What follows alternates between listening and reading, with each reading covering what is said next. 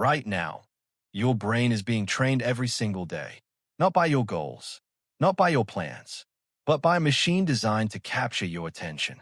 You wake up and check your phone, just for a minute.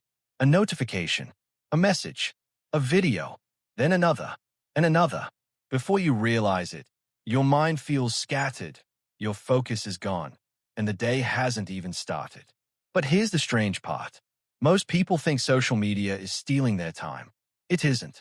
It's stealing something far more valuable: your ability to enjoy normal life.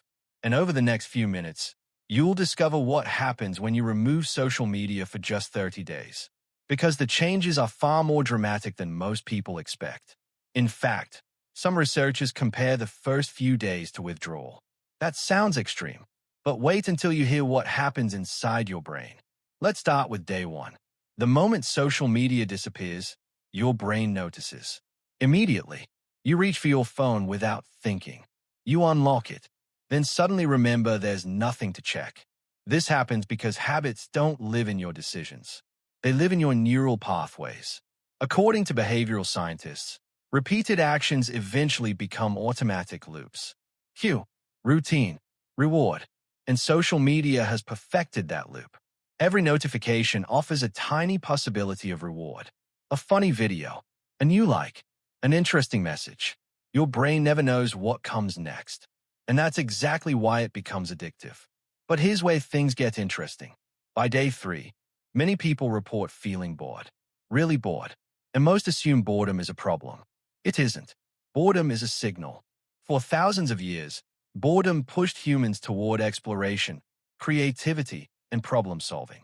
Today, the moment boredom appears, most people kill it with a swipe, which means something important never gets a chance to happen.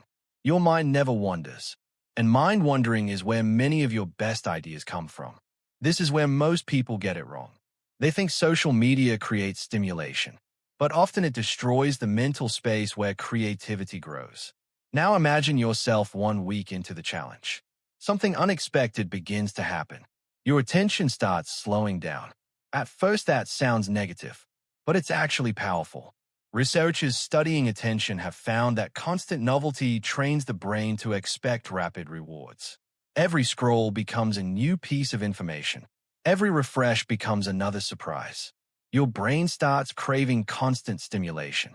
Then when you try to read a book, study, or focus on work, everything feels painfully slow. Not because the task is boring, because your brain has been conditioned to expect excitement every few seconds. But after 7 days without social media, that conditioning begins to weaken. And that's when many people notice something remarkable. They can focus longer. Not perfectly, but noticeably longer. And the benefits don't stop there. Around the second week, another change appears. Your anxiety may start decreasing. Now here's the surprising reason. Social media doesn't just show you information. It shows you comparisons. Thousands of them. Every day. Someone richer. Someone fitter. Someone more successful. Someone seemingly happier. Psychologists call this social comparison. And your brain performs it automatically, even when you don't want it to.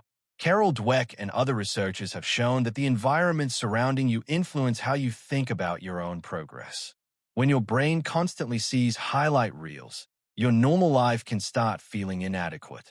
But remove those comparisons, and something changes.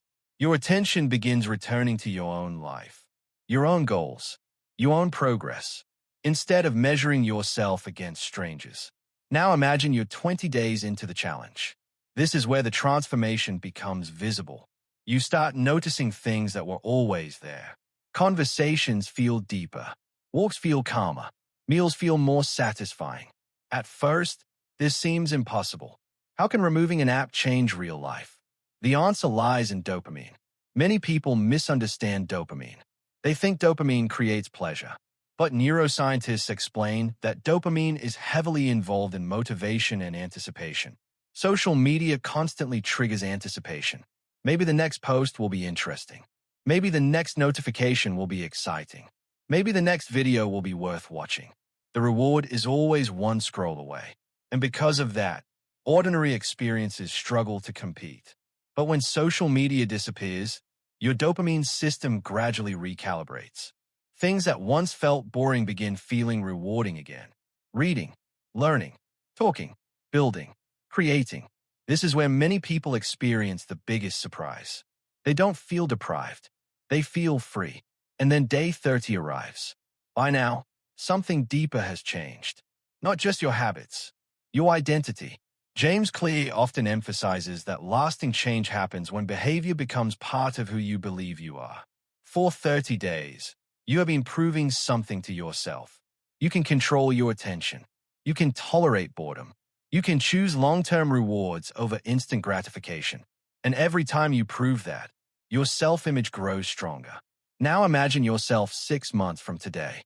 One version of you continues feeding every spare moment into endless scrolling. The other protects attention like a valuable resource. One constantly reacts. The other intentionally chooses. One lives inside everyone else's life. The other builds their own. And here's the fascinating truth. The biggest benefit of quitting social media for 30 days isn't better focus, or lower anxiety, or improved productivity. Those are only side effects. The real benefit is discovering that your attention belongs to you. Because remember the opening question.